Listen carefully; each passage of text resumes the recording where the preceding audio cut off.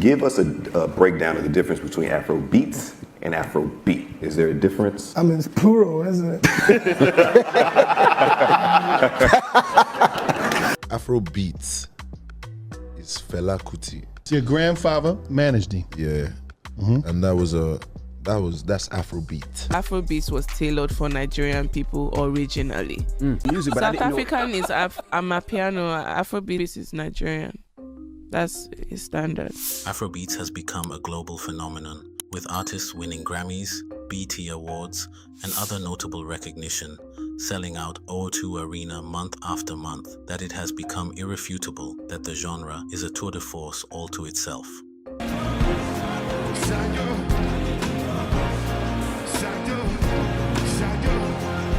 But did you know about the history of the club-banging and arena-shattering sounds? In this video, we take a look at the history of the genre and the songs and artists that have helped propel the sound internationally.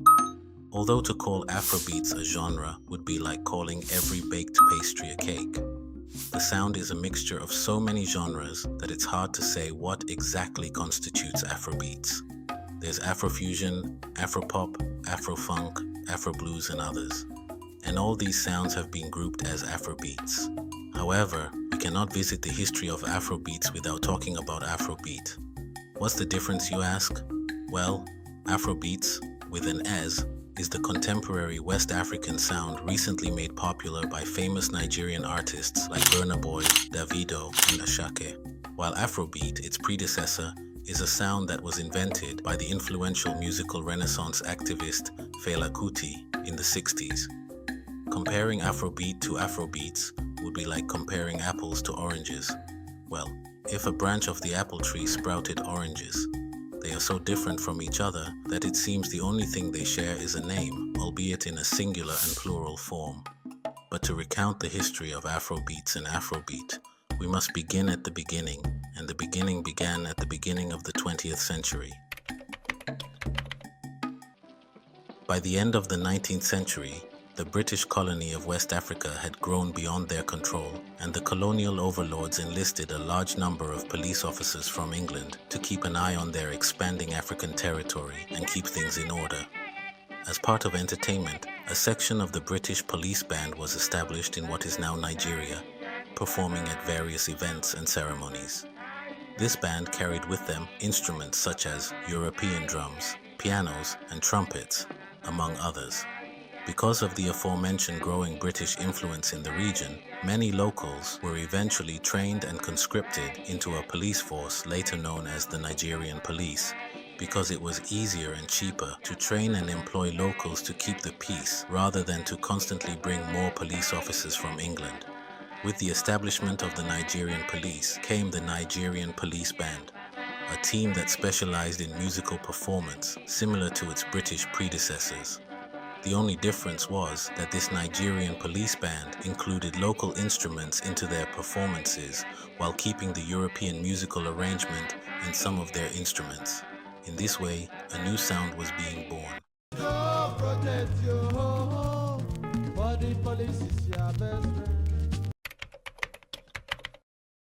The intermigration of African Americans, Afro-Caribbeans, and Liberians gradually gave rise to a distinct sound.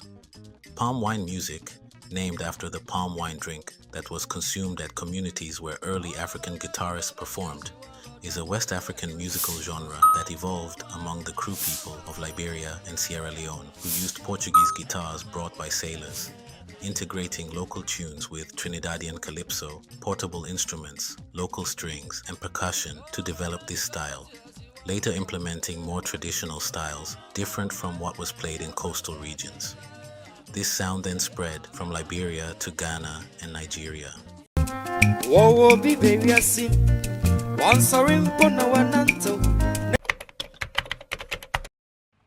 This palm wine music style evolved into highlife after a Kru taught guitarist Kwame Asare how to play it.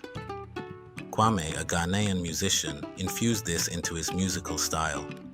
His Kumasi trio recorded their first highlife for the record label Zonophone in London in 1928. As the music traveled from the shore to the hinterland, the sound of the traditional harp lute, seperewa, was infused, resulting in the Odonson or Akan blues, also known as the native blues. Nigerians also adopted the Sierra Leonean palm wine music sound from the ports as the sound waves spread over the western coastal areas.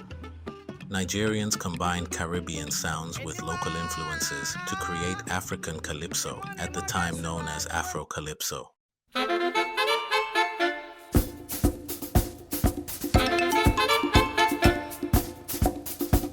Recall the police band from Nigeria we mentioned earlier? In the mid-1920s, the British government selected 700 men from Nigeria and sent them to the Gold Coast, now Ghana, to work as a specialized force. A subgroup of the Nigerian police band was included in this group. Officials of the British police band recognized these talented musicians as the foundation of a musical ensemble. The band was originally based in the Accra Central Police Barracks, but it later relocated to the vast grounds of the National Police Academy and Training School in Tesano, Accra, the police depot at the time. Shortly afterwards, this band was made predominantly by Ghanaian policemen who mixed in their own local sounds. And as with any music genre, this local police band sang their local compositions with a minor influence from the Nigerian police band, which had been performing in the region for some time.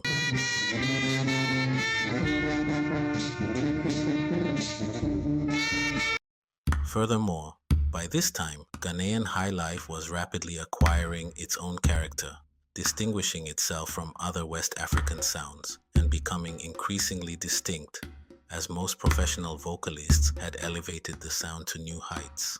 This kind of intermusical relationship between Ghana and Nigeria will last for decades and pioneer many musical genres in West Africa, as both countries will continue to influence each other over and over, greatly impacting each other's entertainment landscape. Part of the beauty of highlife is that even though there's an aspect of it that's very ancient and very traditional, there's always also a modern aspect as well. From the 1950s to the 1960s, when former African colonies gained independence, this guiding spirit traveled across the Black Atlantic as Africans moved over the triangular slave trade route connecting Africa, Europe, and North America. A creative Black consciousness spread across these regions, with Black vernacular and popular culture becoming the polyphonic qualities of Black cultural expression. Around this time, jazz had returned home to Africa to play. Randy Weston, the late outstanding African-American pianist, rose to prominence in the jazz scene. He first arrived in the motherland in Lagos in 1961, and after touring West Africa for several years, he noted that, and we quote, "After hearing the various types of music in Africa, we in the United States were just simply an extension of Africa, being like almost the beginning of life itself, and like it's thrown itself out in different parts of the world." African music was now heavily exported globally, while African American and Caribbean music were equally imported into the continent. This exchange helped fuel new styles and fusions, and local music began to take on foreign vibes while retaining its local spin, resulting in the birth of an entirely new wave. Following independence, military coups began to spread across West Africa, replacing civilian rule with strict dictatorship and equal poverty. Fela Kuti began his career as a jazz musician with his famous Kula Lobitos music group, and released a jazz album that was getting some success.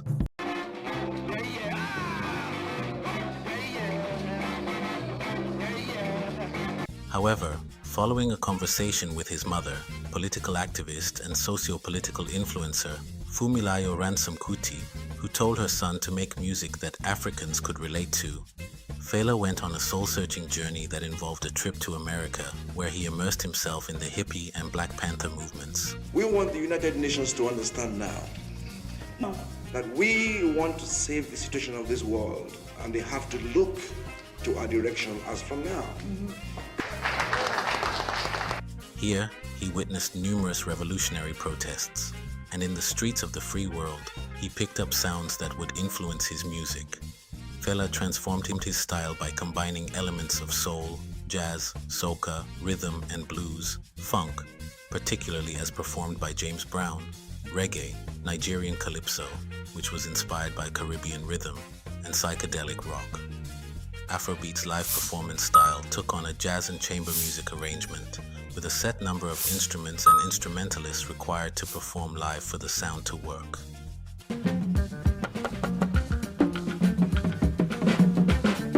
His soul search eventually led him to Ghana, where highlife was thriving at the time, and he took a bit of inspiration from there as well. Still, the genre was incomplete. Something was missing, and Fela discovered this in the countercultural revolution that had been taking place in America at the time, when the upsurge of the aforementioned revolutions enabled American citizens to go their own way, diverging from the path set for them by the government. And this emerging population began to radically oppose opinions of the American state with which they disagreed. Finally, Fela had all he needed to unleash the kraken that was Afrobeat. With his innate radicalism and the reality that Nigeria's political environment was becoming increasingly corrupt, Fela began to produce socially conscious music that spoke out against the government's actions. Them go hold me to you, them go start yap human beings. Animal talk, don't start again. At this point, his Kula Lobitos band had disbanded, giving way to Nigeria 70, which would subsequently become Africa 70 as his political activism shifted toward a Pan-African worldview. During various tours of America and the UK, Fela unleashed this powerful creation on the world, debuting his distinctive new style of music in the early 1970s with their debut album Zombie, Kuti and Africa. 70 defined the core sound of Afrobeat, freely blending African sound with James Brown's epic funk, reggae, Caribbean rhythm and psychedelic rock. Kuti sang in Pidgin and Yoruba while directing the band on saxophones, keyboards and other instruments. He also gave Afrobeat a political edge by criticizing the human rights records of Nigeria and America, both on recordings and during his marathon live concerts. In the 90s, Nigeria had a plethora of musicians, but many of them only achieved local or regional success, and not all sang the music created by Fela, instead going their own way.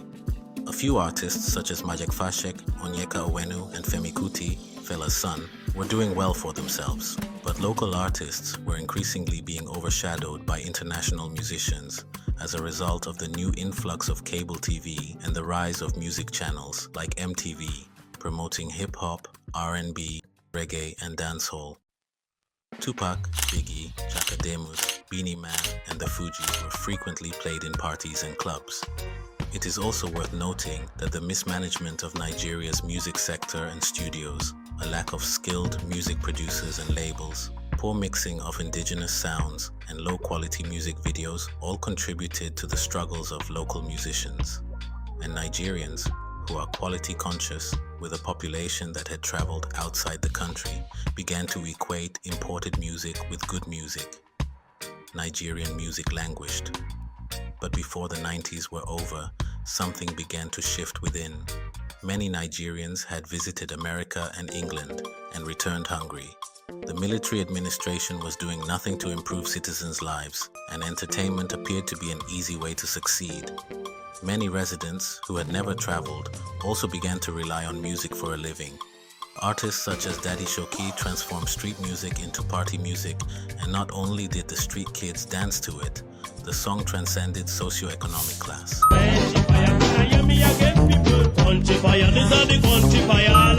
Other artists were blending hip-hop, R&B, reggae, and dancehall with indigenous sounds and lyrics. And these new performers were gradually making an effect on the scene. Meanwhile, in Accra, Ghana, hip life, a genre that combined elements of hip-hop and rap with traditional highlife music, emerged, spearheaded by prominent individuals like Reggie Rockstone. This musical genre reflected the shifting cultural landscape in Ghana following the election of a new democratic government. Around this period, a whole new sound was emerging in West Africa, unlike anything heard from the 70s to the 90s. This sound had no name yet because it was a fusion of local sounds, such as Fela's Afrobeat, pop, hip-hop, R&B, dancehall, reggae, and Fuji, and it was making its way onto the radio waves and local spotlight solely via Youth Splendor and Share Vigor. Artists like Tribesmen, The Remedies, and Plantation Boys rose to prominence in Nigeria and became household names locally. Lagbaja burst into the scene with Fela's original sound, albeit with little tweaks here and there, and Nigerian music was once again gaining popularity among locals.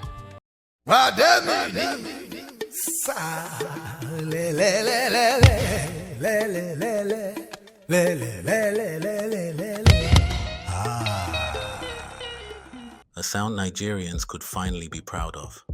This new sound did not require live instruments because the majority of it was computer generated. In the early days of this yet-to-be-named genre, tracks such as Shakomo by The Remedies, Señorita by the twin duo P-Square, and Catch Cold by Olu and Tolu Maintain quickly gained popularity and became early anthems, blasting at local gatherings, igniting parties with their combination of hip-hop inspired synths and distinctive, culturally resonant blends.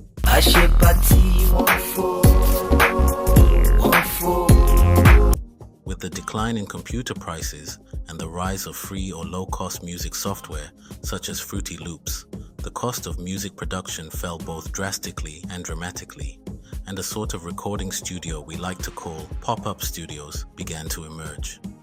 Studios often located in small shops by the end of some random street. When folks couldn't afford to go to these pop-up studios to record, they opted to do it on their laptops in their bedrooms. This form of studio we call studio kiosks. It was on every street and corner. Suddenly, many musicians began to emerge and contribute their sound to the evolution of this yet unnamed genre. West African music gradually shed its hip-hop and R&B elements, using local languages instead of English.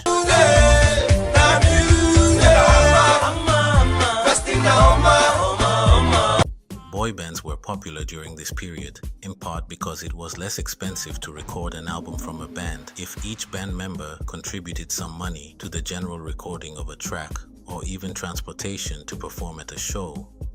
The political environment was also transforming, with coups that had previously rocked the continent giving way to democratic government. This also opened up the countries, particularly Nigeria, to foreign investment and partnership. The internet and mobile phones began to flood the market, allowing consumers to access learning and music production resources online, as well as learn how to create the latest sounds.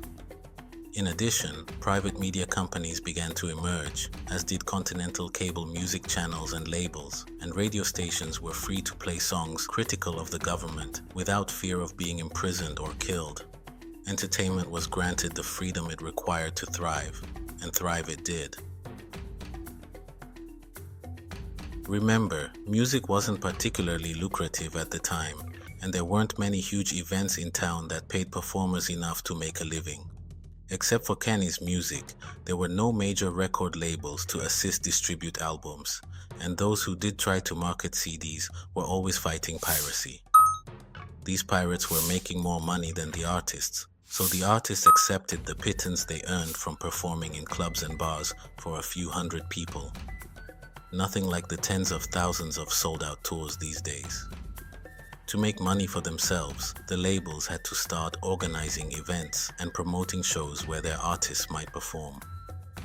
As these events grew in popularity, more musicians began to make a livelihood solely from music, eschewing album sales in favor of event performance. What was once a side hustle and a hobby had now evolved into a full-time employment for many artists. Musicians were becoming local celebrities, pursued by people in public. Singers such as P-Square and Two-Face became affluent locally and internationally, with singles such as African Queen receiving global acclaim, international awards. My African queen, the girl of my dreams. And features in foreign films and other media. Asha, the singer, debuted with a hitherto unheard-of soulful tone and such visually stunning images in her video that musicians were given new hope.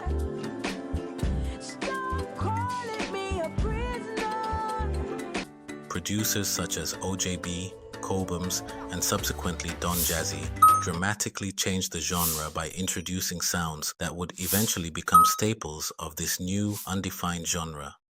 Remember when we asserted that many Nigerians had gone to America and Europe for education, employment, or simply better opportunities? These newcomers carried the pride of their music with them, spreading it across the London underground to the point where young black British rappers began to combine it with their grime and garage music. Speaking of Don Jazzy, he and D'banj, the Cocoa Master, returned to Nigeria with the song Tongolo, which was a breath of fresh air. Not only was the song an instant hit, but the video was considerably different from what had previously been played on the radio, and other Nigerians followed suit, creating similar sounding songs and videos and further pushing the envelope. Banky was another artist who made a splash on the scene around this time, remixing Rihanna's popular Umbrella song with Nigerian slang.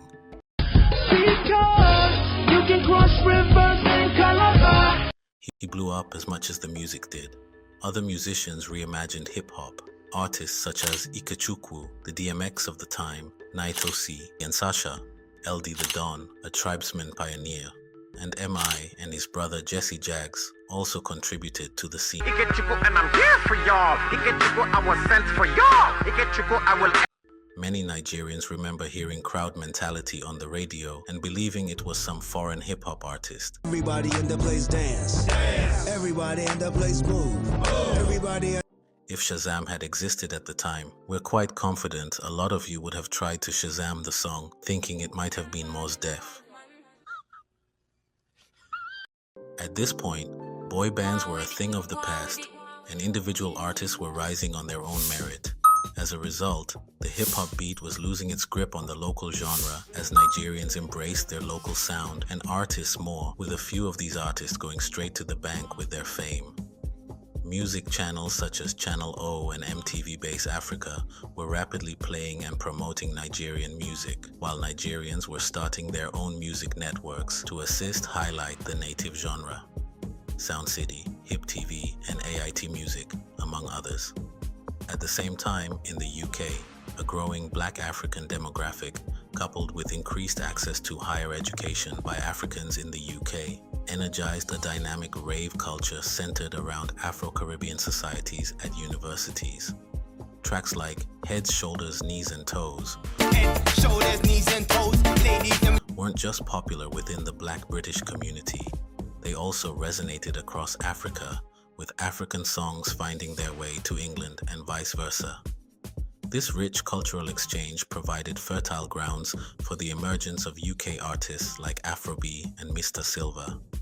Chart toppers like D'banj's Oliver Twist played a pivotal role in catapulting the genre into the UK mainstream, fostering a sense of pride in African heritage among diasporic communities.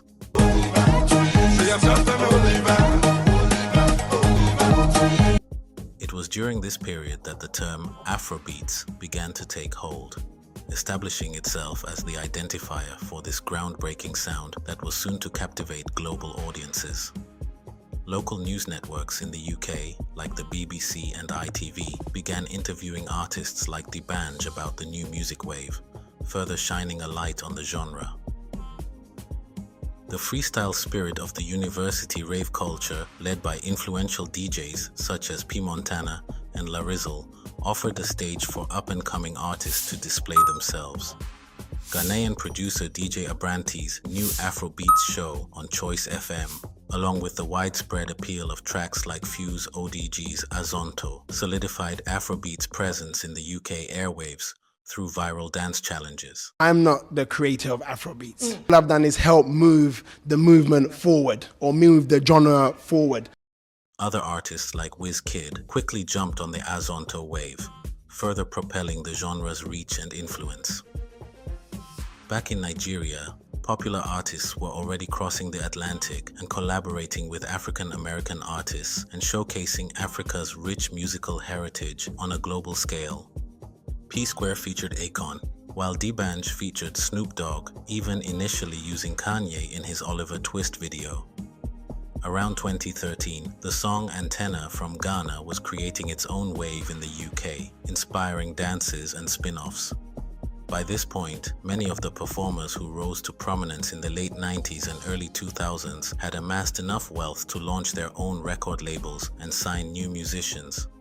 Show promotion had become a lucrative business for some other music aficionados who had secured sponsorship from banks and telcos, as well as beer and beverage businesses, in order to organize events and tours.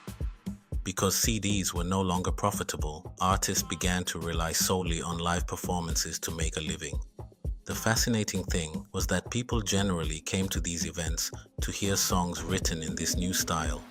The former hip-hop and R&B sound was no longer engaging the audience. As a result of the economics of supply and demand, hundreds of musicians began to produce Afrobeat songs. P-Square and their elder brother had a successful record label that allowed them to tour outside of Nigeria and other African countries, as well as sign their own musicians that sang entirely in this genre. Don Jazzy founded Mo Hits with D'banj, signing Wande Cole and a few others, mostly making songs with local tunes. Banky founded Empire Records and signed Wizkid, a swiftly rising Afrobeats performer. Davido debuted with his own sound and label. Olamide exploded with a smash single and swiftly established his own label. Years later, he signed Fireboy and the now famous demigod Ashake, both of whom would eventually help promote the genre abroad. Now, West African musicians were becoming Pan-African musicians, slowly selling out stages across Africa. Clearly, Afrobeats has become so profitable that over 90% of new artists write songs in the genre for simple and fast exposure. However, because the genre is continually evolving, it is constantly merging with new sounds. Awilo Logomba's Makossa wave crossed from Congo to Nigeria during the genre's early days, and several Nigerians incorporated it into their own style. Something that would repeat itself in the 2020s, but this time with amapiano from South Africa.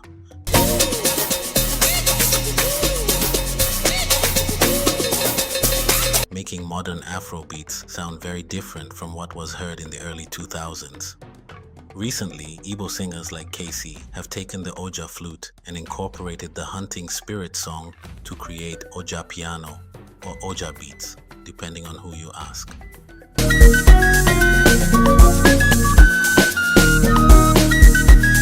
And more singers are doing the same. Afrobeats and amapiano, two vigorous genres, have begun to merge in recent years, resulting in a new and dynamic synthesis of sounds. Many Nigerian and South African musicians see the potential for genre synergy. Artists such as Burna Boy, Davido, Kabza De Small, and DJ Maforisa have helped to bridge the gap between Afrobeats and amapiano, creating music that appeals to listeners across the continent and beyond. The sound is currently known as Afropiano. We began by explaining that Afrobeats and Afrobeat are two distinct sounds, and we're sure that somewhere in that historical tirade you might have missed the differences. So, what is the difference? It is both in the sound and the message, period. Afrobeat is more jazzy, with hints of funk and blues, played on local instruments, and usually recorded and performed live with a socio-political activism undertone. Nonsense.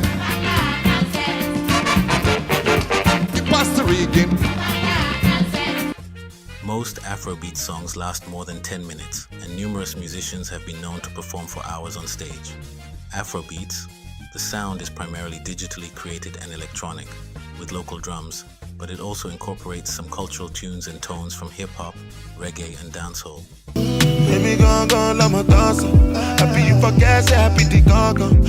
Afrobeats artists do not for now deliver Fela's signature anti-authoritarian defiance, with the exception of Timaya's Dem Mama, Dem Papa,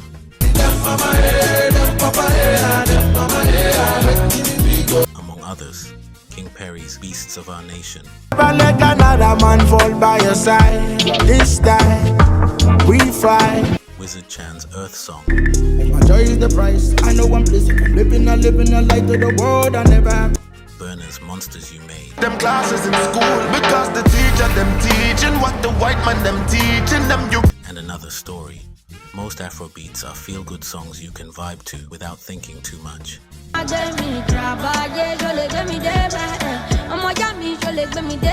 there you have it, folks. The history and difference between Afrobeat and Afrobeats. What do you think we missed? Please leave your comments below. And until next time, folks, please stay safe out there. Bye.